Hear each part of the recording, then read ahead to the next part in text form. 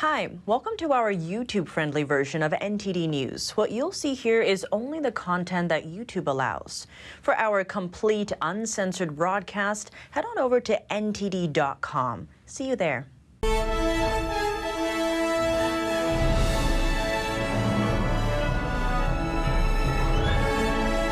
This is NTD Evening News. Live from our NTD Global Headquarters in New York City, here is Tiffany Meyer. Good evening and thank you for joining us tonight. A historic vote today in the House of Representatives. For the first time in 20 years, a congressman is expelled. New York Republican George Santos is the 6th in history. While the vote was successful, a large number of House members are not pleased. NTD's Melina Weiskup reports from Capitol Hill. After two previous attempts to expel him, this effort has now met with success. On a vote of 311 to 114, Republican George Santos is now a former congressman. This vote follows a House ethics report being released that accuses Santos of stealing from his campaign and his donors. We saw enough to warrant expelling him, and I think this is a good day for his constituents who will now have an opportunity to elect someone new who is not a fraud. Santos left swiftly after today's vote, avoiding the massive crowd of media that was swarming around him. But the former congressman did have this to say yesterday in anticipation of today's ousting. Predetermined necessity for some members in this body to engage in this smear campaign. The Republicans haven't defended Santos against the legal challenges that he's facing, which led to all of this. The 100-plus members that voted to keep him seated today, including Republican leadership, argued on a matter of principle. That a member has to be found guilty in a court of law or have fought for the Confederacy. That was the precedent, that was the standard, and that has been eroded today. But for the supermajority of the House, this includes Republicans and Democrats alike, they argue that this is a matter of holding members accountable to basic ethical standards. I hope the precedent, it says, is that we're not going to allow a con man, criminal, liar, and person without integrity to serve in the U.S. House of Representatives. So that's a precedent. I'm happy to establish that precedent. As for what this means for Republicans' slim majority in the House, now they're down from a 4-seat margin to a 3-seat margin. That change could be permanent if a Democrat is able to fill Santos' seat in a special election. New York Governor Kathy Hochul says she will soon announce a specific date for the special election to fill Santos' seat for the remainder of his term. That special election will happen at some point early next year. Reporting from Capitol Hill, Melina Weiskup, NTD News. Former Supreme Court Justice Sandra Day O'Connor died today at age 93. The Supreme Court says she died in Arizona due to complications from dementia. O'Connor was the first woman to serve on the High Court. Then President Ronald Reagan appointed her in 1981. Before that, she was a lawyer and state senator in Arizona. During her tenure on the Supreme Court, O'Connor was known as the swing vote on hot-button social issues. She upheld abortion access and affirmative action. Her vote in the 2000 Bush v. Gore case helped ensure George W. Bush would become president. O'Connor retired from the High Court in 2006. In 2018, she revealed she had Alzheimer's or some other kind of dementia. The impeachment inquiry into President Biden could soon have more bite to back up its bark. The White House firing back as House Republicans eye formalizing their authority in the probe. NTD's White House correspondent Iris Tao has more. According to GOP lawmakers leaving a closed-door meeting today, House Republicans might actually vote to formally authorize their impeachment inquiry into President Biden as soon as next week. And that move could give them more legal standing to demand more documents and information, especially as some Republicans are saying that they might have to end up going to court to enforce the subpoenas they issued to Biden family members as well as administration officials. Meanwhile, that says House Speaker Mike Johnson saying this earlier this week. Watch. Impeachment may be the heaviest power that Congress holds. That constitutional responsibility lies with the House. We have a duty to pursue the facts where they lead. According to Republican Congressman Tom Emmer, the White House has told Republicans that it would not honor the subpoenas that were issued without a formal floor vote. Meanwhile, the White House further hit back today in a new memo saying the House Republicans have failed to turn up any actual evidence of wrongdoing, adding that the White House has not been stonewalling Republicans' impeachment inquiry efforts. Meanwhile, some Democratic lawmakers echoing the message, with Democratic lawmaker Jamie Raskin telling NTD this today about Republicans' efforts. Watch. Alleging some shadowy, sinister family conspiracy. They have produced no evidence for it, no proof for it. The White House says the House Republicans already have access to thousands of pages of records and hours of witness testimony. Meanwhile, a formal vote to authorize the impeachment inquiry might give House Republicans more power to wrangle any remaining documents that they might seek. Back to you.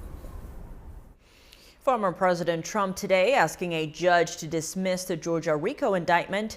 He joins a group of defendants who all say the state doesn't have the authority to handle federal matters, but prosecutors disagree. Here's NTD's legal correspondent Arlene Richards with details. We, that is President Trump. Trump attorney Stephen Nadal joins a group of defense attorneys Friday seeking to dismiss the sprawling Georgia RICO case. District Attorney Fani Willis didn't come. But her team of prosecutors, led by Nathan Wade, argued on behalf of the state. The defendants involved in the motion include former President Trump, David Schaefer, Robert Cheeley, and Ray Smith. All of the defendants are accused of lying about the 2020 election results and conspiring to change the results through fake electors. The indictment states that they unlawfully appointed their own presidential electors. The defense argues 2 points. First, the state doesn't have the authority to file charges because the issues involved are federal. Second, the state could have handled its claims under the Electoral Count Act, which addresses presidential electors. Schaefer's attorney said the state missed the deadline to take action under the act and that it doesn't involve criminal charges. Prosecutors argued that defendants aren't protected by the act because they weren't legitimate electors. Then Judge Scott McAfee asked this. Just so we can set bearings, in your research of this, has an elector or someone purporting to be an elector ever been prosecuted before? I don't know, Judge. I don't know the answer to that. But you haven't found one? I have not found one. I have not found one. He said just because it hasn't happened before doesn't have much effect on their case. Previous defendants, Sidney Powell and Kenneth Chesbrough, filed a similar motion to dismiss, but Judge McAfee rejected their arguments. They subsequently took plea deals and agreed to testify against Trump. Trump's attorney made his first in-court appearance and asked the judge to reconsider his decision in the Powell and Chesbrough motions. We, that is President Trump, is suggesting to the court that your persuasive authority in the order that you entered in the matters of Chesbrough and Powell, specifically finding that the First Amendment as applied could not be done pretrial, that Georgia precedent barred such a challenge, that you reconsider that as the authority. Instead, take a look at the case that I have cited, as well as has been cited by co-defendants counsel. The judge didn't make a decision on the dismissal request. He addressed other motions regarding the prosecution's trial date of August 5th. Nadal said he expected that Trump would be the Republican nominee for president by then. In D.C., an appellate court rejected Trump's request for immunity. Chief Judge Sri Srinivasan said Trump's actions on January 6 were not part of his official duties, and therefore the civil cases against him will stand. Arlene Richards, NTD News. Joining us now to discuss Trump's legal cases, we have Paul Kamenar, lead counsel at National Legal and Policy Center. Paul Kamenar, thank you so much for joining us. Great to have you back on the show. Thank you for having me. My pleasure. Paul, an appeals court has ruled that former President Trump does not have immunity, presidential immunity, from the civil lawsuits over January 6th. What's your reaction to this? Well, I read the opinion. It's a 67-page opinion. The opinion was actually kind of narrow. It simply said he did not have presidential immunity at this stage of the case on this motion to dismiss. But it means then it has to go back to the district court, and then Trump will have an opportunity to develop additional facts to show whether or not his actions on January 6th were within his presidential powers, in which case he has immunity, or whether it was in his solely private capacity, which the court has hinted that, well, he was actually as a candidate, not as a government official. But then even if he loses that part in the district court, he still has an opportunity to raise First Amendment defenses, and he still has an opportunity to raise whether or not he's liable for the injuries to these 10 Capitol Police who were injured in the Capitol. You know, why is he responsible for those injuries? I mean, that's kind of a stretch when you consider that the Capitol was broken into before Trump's speech was even over with. So it's kind of a long shot, I think, to hold him liable, but this is only the first stage of the proceedings. A lot to unfold here. Now, turning now to the Georgia elections case, a judge is hearing motions to dismiss the case today. This is the first time Trump's lawyers are arguing in court since Judge Scott McAfee was assigned to oversee it. Now, Trump's lawyers are saying the indictment, quote, violates free speech. What do you make of that argument? Well, I think that's an excellent argument because it's one that I think is a good argument to make, because in the Georgia case, they were arguing and indicting Trump on trying to get Raffensperger, the Secretary of State of Georgia, to look back and see if there were any votes that were unlawfully cast in favor of Biden and not cast in favor of Trump. There, the First Amendment gives him a lot of protection. And also the other part of the First Amendment is the right to petition for redress of grievances. In other words, Trump had the right to petition Raffensperger by picking up the phone, calling him and asking him to look into the ballots that were cast. He had a First Amendment right to contact Mike Pence at the Capitol and say, I believe you have the authority to send this electoral count back to the states for another look-see there. And that's all asking a government official to redress what you think is a grievance. So Trump has that right just like any American citizen. So I think he has a strong case there to make in Georgia. Now, lawyers for the fake electors argue that what they were doing wasn't illegal, and they were, quote, contingent electors who submitted their votes to Congress while Trump was contesting the results. Now, the Fulton County prosecutor says that argument doesn't stand because they were, quote, not presidential electors. Help us understand what this means. Yeah, I mean, there's kind of a very, tricky issue and factual issue. The fact that there are contingent electors is totally lawful. In fact, that happened back in 1960, the election between John F. Kennedy and Richard Nixon, where Richard Nixon originally won the electoral votes in Hawaii, but the Kennedy forces had alternate electors set up. And then when they did the recount, they came back that Kennedy won the vote. So those electors who were basically in the wings were allowed to be counted in the Congress on that January 6th. So to me, it's a similar procedure here, that these were contingent electors. They weren't fake electors. And we'll see how the court decides this. It could be a close question there. On that note, how do you see this case unfolding? Well, I think that the First Amendment argument is one that I think has merit in terms of the electors. That may be a tricky legal question there, but the argument that Trump's attorneys are making is that he had a First Amendment right to contact Raffensperger, the Secretary of State of Georgia, and ask him to look into this.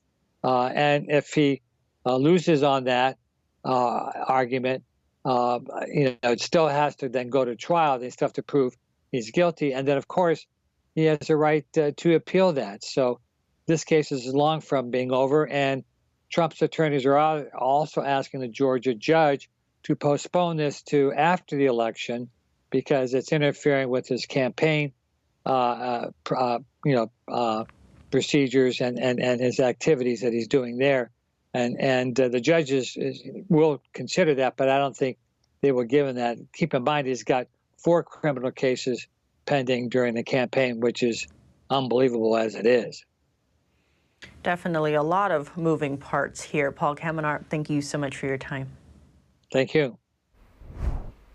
Israel and Hamas terrorists failed to agree on another ceasefire extension, and it didn't take long for fighting between the two sides to resume in full force. What moves did Israeli forces make this time around to limit civilian casualties? NTD's Jason Perry has the update and a warning: this report contains footage that some viewers may find disturbing.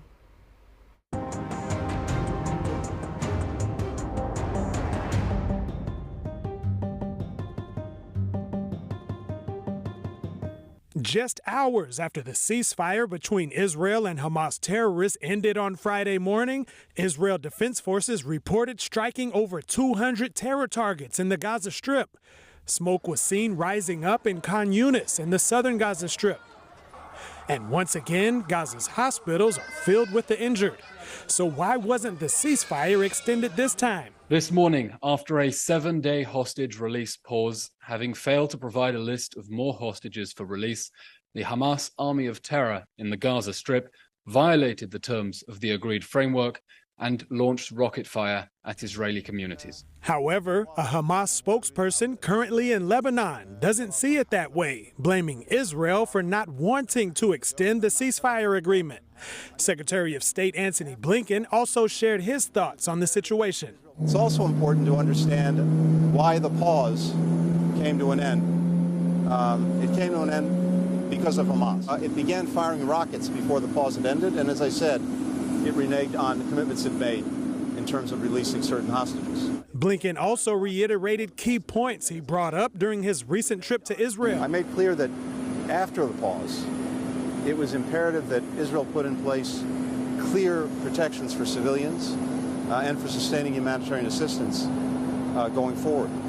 And as we've seen just today, Israel's already moved out on parts of that, including sending out information, making it clear where people could be in safe areas. On Friday, Israel Defense Forces released a map showing safe zones in the Gaza Strip and also sent out messages as seen on this Palestinian man's phone. This message says that the people in Khan Yunis need to evacuate immediately and go further south to the shelters in the Rafah area. And this man wasn't so happy about it. They sent us these leaflets saying we have to go to Rafah. Where do we go in Rafah? What's there? Is Rafah safe? There's more shelling in Rafah than in Khan Yunis these days. Where's the safety that they claim? People across the border in Israel shared their thoughts on the war continuing after the ceasefire.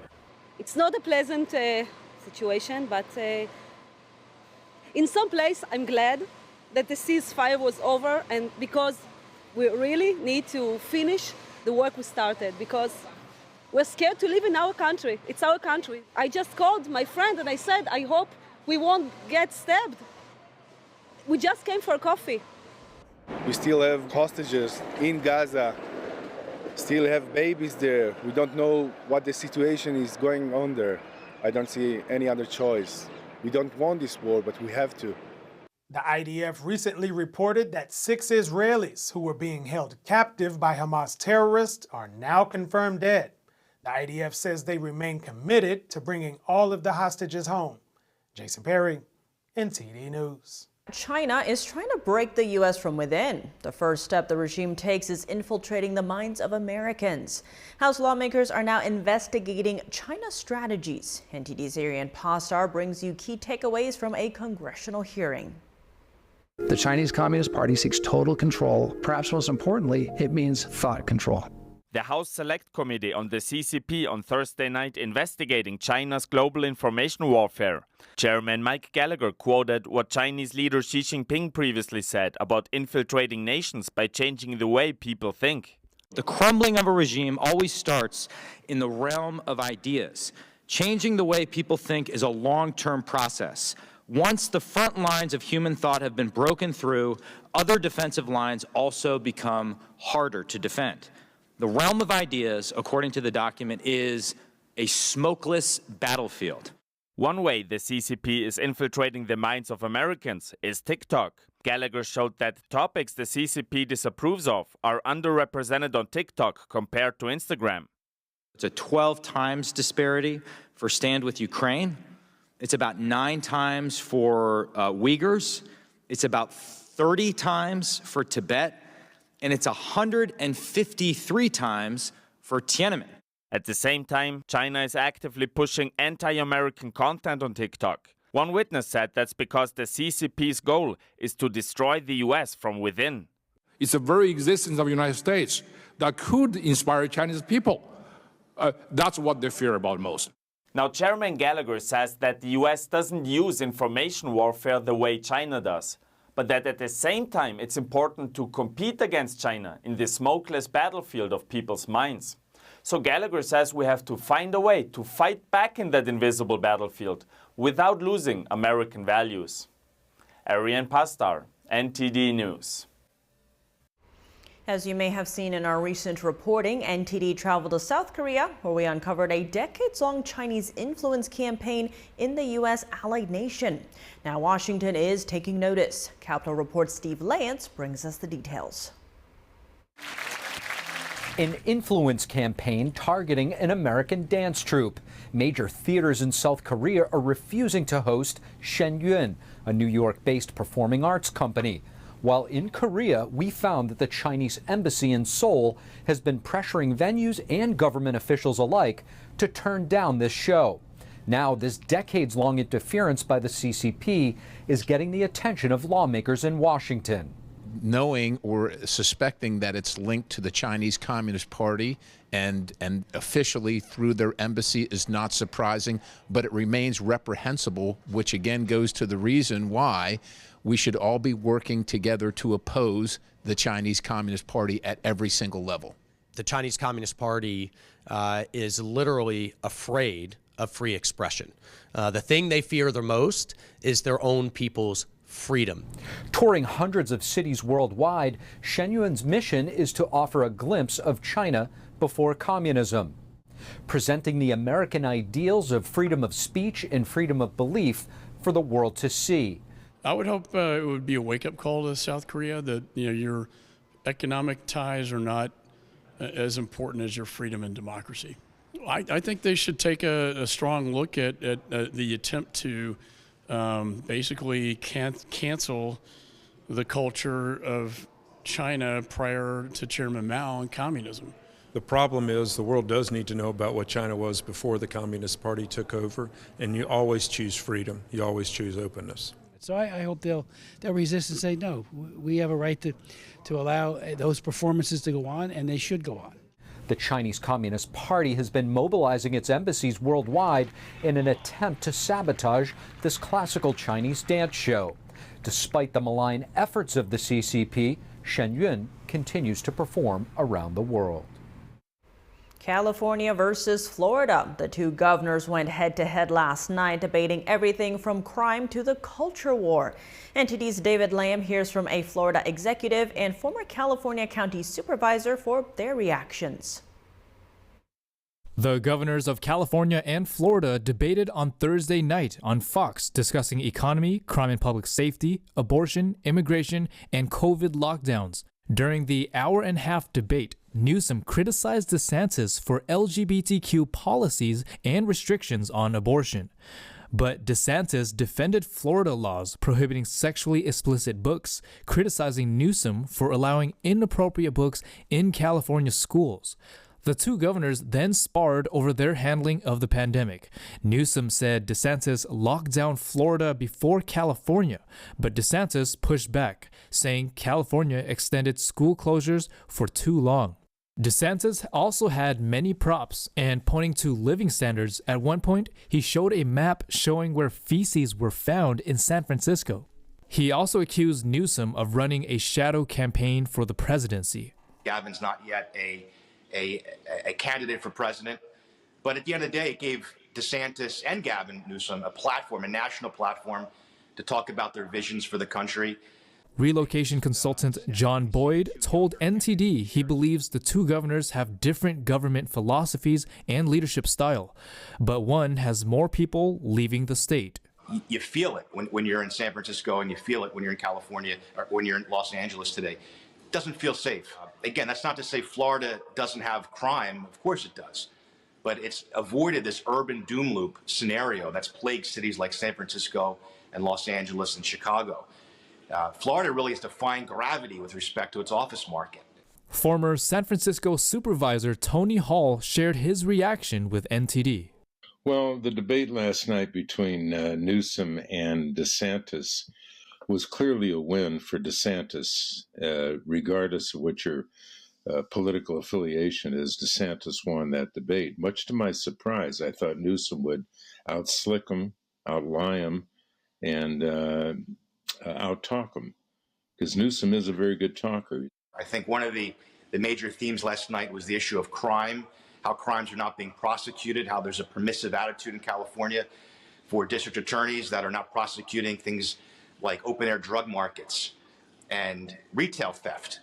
Newsom said that neither DeSantis or himself will be the nominee for their party for the 2024 presidential election. In Santa Clara, California, David Lamb, NTD News. Devastating images of babies covered in blood surrounded by rubble, supposedly after an Israeli airstrike. But wait, does that baby have 6 fingers? NTD's MSG looks into how AI-generated images are affecting the Israel-Hamas conflict. A Palestinian child clings to his cat after a devastating Israeli airstrike. This used to be his home, but now nothing remains but rubble. This image circulated on the web for some time before someone noticed the cat had 5 legs. The image was a deepfake, one of many deepfakes which have been circulating ever since the war began. The impact is enormous, right? Because a big part of this unfortunate terrorist attack, if you will, is the propaganda war. So if you have a propaganda war, but in your propaganda war, not only are you manipulating the press, but you're also manipulating images. AI expert Michael Everest says humans have sight-oriented minds. People are moved by images and may take action because of them. Visual impressions can sway people from one side to another. These fake images include blood-covered babies crying in the middle of wreckage, Israeli airstrikes on civilian neighborhoods, civilians digging through concrete rubble to find their family members. While the image of the 5-legged cat is relatively easy to spot, advancing AI technology will only make the images more convincing. A trained eye can perhaps find it, but it's very difficult. I mean, you can look at background, you'd have to zoom in, but for the average Joe, we're not going to be able to tell. Everest says there are tools that can detect whether an image is real or not, but the tools are imperfect, and he says most people likely won't bother using them. Emma Shi, NTD News. 2 states in the U.S. have now reported outbreaks of a pneumonia among children. It appears similar to the infections in China and Europe, but health officials say there is no evidence of a connection. Massachusetts is the second state in the U.S. to report a white lung syndrome outbreak in children following Ohio. This comes as China and Europe also saw a recent spike in hospitalizations. Physicians say the pneumonia is due to a mixture of bacterial and viral infections. When looked under an X-ray, the affected lungs appear to be lighter or whitish, hence the name. On Thursday, Ohio's Warren County Health District said so far there are 145 reported cases of pneumonia in children ages 3 to 14. No deaths have been reported as most recover at home and are treated with antibiotics. The district also said the cases are believed to be not a new virus, but one with a rather large uptick in the number of typical pediatric pneumonia cases, and that there has been zero evidence of this outbreak being connected to other outbreaks, either statewide, nationally, or internationally. The district says it's common for respiratory illnesses to spread in the community during this time of year, and that basic precautions like washing their hands and covering coughs can keep people safe. Now for your sports news, we welcome NTD's Dave Martin. Dave, we have one more weekend of football to go before the playoffs are finally set. Now, currently there's 4 undefeated teams for 4 spots. Does it seem like the playoff committee should have an easy time making a choice? I mean, if all 4 win, yeah, it should be pretty straightforward. I don't think that's going to be easy, though. They're all in conference championship games playing some tough opponents. I mean, Georgia and Washington are playing one-loss teams, Alabama and Oregon, who would probably take their places in the playoffs if they pulled the upset. It'd hardly be an upset. Oregon is actually 10-point favorites. Florida State, I mean, no one knows what to expect with them without their star quarterback. Louisville is tough to beat either way. Now, Michigan, they are prohibitive favorites over Iowa by like 3 touchdowns. But what would be a real nightmare is if all 4 of them lost and then Texas won. They only have 1 loss. Then you'd have 8 one-loss teams vying for 4 playoff spots. I mean, how could you ever fairly decide that? So I'll grant it's not likely, but it is further proof that we needed a new system with automatic bids that we'll finally get next year.